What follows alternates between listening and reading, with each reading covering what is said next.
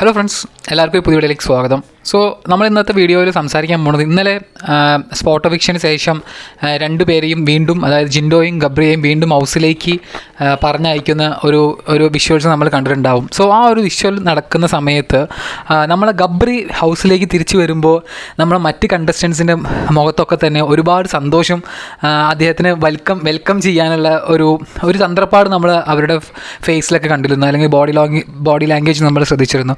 പക്ഷേ അതേസമയം Jinto big boss ഹൗസിലേക്ക് തിരിച്ചു വരുന്ന സമയത്ത് സത്യം പറഞ്ഞാൽ അത്ര ആരുടെ മുഖത്തും ഒരു സന്തോഷമോ ഒന്നും തന്നെ ഞാൻ പ്രത്യേകിച്ച് ശ്രദ്ധിച്ചില്ല.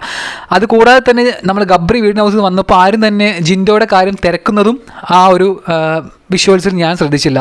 ശരിക്കും പറഞ്ഞാൽ ലാലേട്ടൻ മത്സരാർത്ഥികളോട് ചോദിച്ചപ്പോൾ സ്വന്തം ഫേസ് അല്ലെങ്കിൽ സ്വന്തം ഇമേജ് പ്രൊട്ടക്റ്റ് ചെയ്യാൻ വേണ്ടി മാത്രം ഒരുമാതിരി അവർ തിരിച്ചു വരുന്നതിൽ കുഴപ്പമില്ല എന്ന് പറഞ്ഞതുപോലെയാണ് ഇപ്പോൾ എനിക്ക് തോന്നുന്നത്, സത്യം പറഞ്ഞാൽ. കാരണം ഇതിന് മുമ്പത്തെ സീസണിൽ, അതായത് നമ്മൾ രജിത് കുമാർ സാറിൻ്റെ എവിക്ഷൻ നടന്നിട്ടുണ്ടായിരുന്നു. സോ ഞാൻ രണ്ട് സിറ്റുവേഷൻ കൂടി കമ്പയർ ചെയ്യല്ല, രണ്ടും രണ്ടായിരുന്നു. പക്ഷേ ഞാൻ അതിൽ നടന്നൊരു സംഭവത്തെയാണ് ഇവിടെ കമ്പയർ ചെയ്യുന്നത്. സോ അവിടെ രജിത് കുമാർ സാറിനെ തിരിച്ച് കൊണ്ടുവരണോ എന്നൊരു ഡിസിഷൻ ആ ഒരു വിക്ടിമായ പെൺകുട്ടിയോട് ചോദിച്ചപ്പോൾ ആ പെൺകുട്ടി ഡയറക്റ്റായി തന്നെ പറഞ്ഞിരുന്നു, അതായത് കൊണ്ടുവരുന്നതിൽ താല്പര്യമില്ല എന്ന് പറഞ്ഞിരുന്നു. സോ അവിടെ ഭയങ്കരമായൊരു സൈബർ ബുള്ളിങ് ഏറ്റുവാങ്ങേണ്ടി വന്ന ഒരു സിറ്റുവേഷൻ നമ്മൾ കണ്ടിട്ടുണ്ട്. അതിനുശേഷം നെക്സ്റ്റ് ഡേ തന്നെ ആ ഒരു കണ്ടസ്റ്റൻറ്റും ഔട്ടാവുന്നതും നമ്മൾ ശ്രദ്ധിച്ചിട്ടുണ്ട്. സോ മേ ബി അത്തരമൊരു സൈബർ ബുള്ളിങ്ങോ അല്ലെങ്കിൽ ഒരു നെഗറ്റീവായ ഒരു ഇമേജോ ഉണ്ടാവാതിരിക്കാൻ വേണ്ടി മേ ബി മനഃപൂർവ്വം ലാലേട്ടൻ ചോദിച്ചപ്പോൾ പ്രശ്നമില്ല എന്ന് നമ്മൾ നോറയെ ഒഴിച്ച് ബാക്കിയുള്ളവർ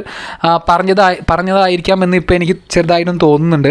സോ കാരണം ഗെയിമാണ്, എല്ലാവരും അവിടെ ജയിക്കാൻ വേണ്ടി വന്നിട്ടുള്ളതാണ്. സോ ഒന്നോ രണ്ടോ കണ്ടസ്റ്റൻസ് കുറയുമ്പോൾ അത് തീർച്ചയായും അവരുടെ ഗെയിമിനെ തന്നെയാണ് സ്ട്രോങ് ചെയ്യുക. അവരെ ടോപ്പ് 5 എത്തിക്കാനുള്ള ആ ഒരു ഓപ്പർച്യൂണിറ്റി കൂട്ടുകയാണ് അവിടെ ഉണ്ടാകുന്നത്. കാരണം ഈ ഉള്ളിലിരിക്കുന്ന കണ്ടസ്റ്റൻസിന് അറിയില്ലല്ലോ പുറത്ത് 6 വൈൽഡ് കാർഡ് എൻട്രീസാണ് നിരനിരേന് ഹൗസിലേക്ക് കയറാൻ വേണ്ടി വെയിറ്റ് ചെയ്യുന്നതെന്ന്.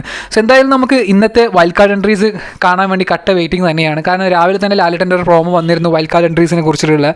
എന്തായാലും വലിയൊരു എക്സൈറ്റ്മെൻറ്റ് തന്നെയാണ് വൈൽഡ് കാർഡ് എൻട്രീസിന്. കാരണം ഇനി നാളെ മുതൽ ഇവരുടെ ഗെയിം എങ്ങനെയായിരിക്കും, ഇവരെങ്ങനെയായിരിക്കും ഹൗസ് മേറ്റ്സിനോടുള്ള ഇവരുടെ പെരുമാറ്റങ്ങൾ, എങ്ങനെ ഇവർ കയറിയുടെ തന്നെ ഇവരുടെ ഗെയിം സ്ട്രാറ്റജികളൊക്കെ തുടങ്ങും എന്നുള്ള കാര്യങ്ങളൊക്കെ നമുക്ക് വരും ദിവസങ്ങളിൽ കാണാം. ഒരു ചെറിയ വീഡിയോ ആണ്, ഇഷ്ടപ്പെടുന്നുണ്ടെങ്കിൽ എല്ലാവരും ഒന്ന് സപ്പോർട്ട് ചെയ്യണം. താങ്ക്